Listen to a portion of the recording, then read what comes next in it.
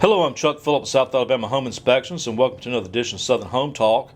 I'm going to go ahead and put this episode up because I'm starting to see a lot of posts on Facebook advertising this service, and I've also seen quite a few customers complaining about it as well, where they advertise the low price of $99.99 for duct cleaning, and then they come out there and all of a sudden they get a bill for several $100s or more, or they come out there and claim that they need more service than what was performed.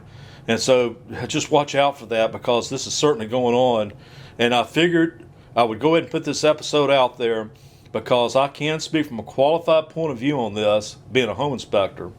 I inspect houses all the time and have inspected hundreds of them over the years. And so I'm going to go ahead and touch base on what my opinion is of duct cleaning. What we're looking at is the return filter. Now, my air handler is in the attic, and it's possible yours could be up there as well. But a lot of people have the closet inside their hall, which would have a door instead of these pictures. And so what you would do is open up the door, and inside you would see your unit. Now, you want to go and take a bright flashlight and look around all the interior of that unit, and if there's any holes or gaps, usually it's in the tape, that could be pulling unfiltered air in there, and so you want those sealed. And also you want to take the time to remove your filter, and which I'm going to do right here. I've got a UV light down here which comes on occasionally. Hopefully it won't come on while I'm doing this. But take your cell phone and take a photograph up below. I'm going to show you how to do this with this camera. I'm old school, so let me take this off my neck. But if you have a cell phone, you want to take your cell phone and take a photograph up underneath like this. You're not going to be able to see it because mine's in the attic, but up underneath this thing would be your evaporator coil. And so you want to take a picture of that to see how dirty it is, because there's a lot of HVAC companies that may not be doing what they're supposed to do.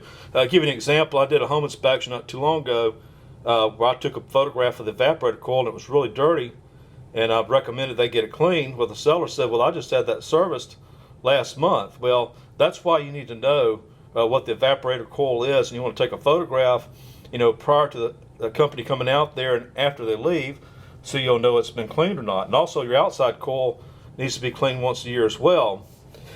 Now, if you open up your closet door, I'm just going to use the bedroom door as an example. If you see a lot of dust along the frame of the door, that tells you that it's pulling unfiltered air in.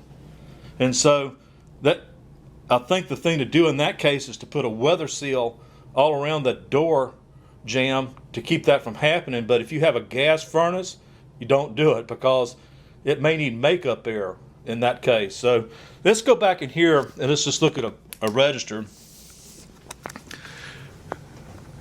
The best thing to do is to take a bright flashlight like I've got and turn the lights off in your room and look up there and see how dirty they are. And you can see that this duct is not dirty at all.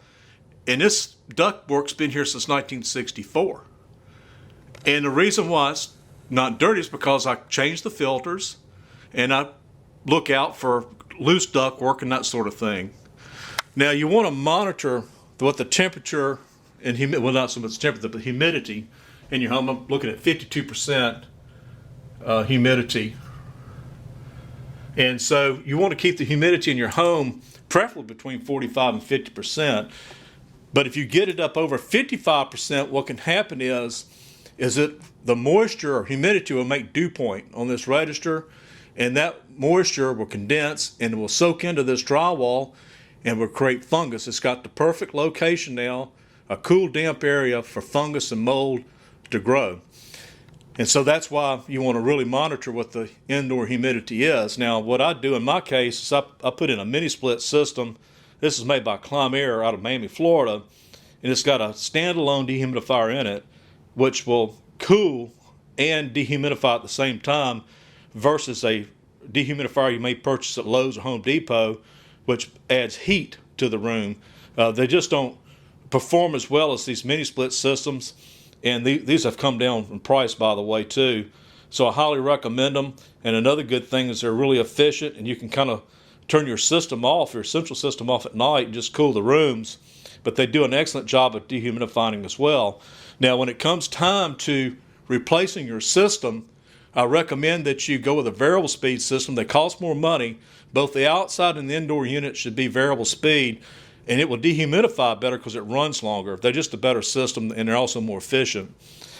Now, let's go over where I think ductwork could potentially need clean. Well, one thing's for sure, your dryer duct needs to be cleaned once a year, at least once a year, especially if it vents out through the attic. And that's probably going to have to be done by someone who's a professional because of that. Now, if you have floor registers, now some houses do have them. Now, it's possible those may need to be cleaned periodically because, it's easy for dirt to get down into that. So just know that. But the main thing is just don't get taken. I probably have left out some things in this video. I always do.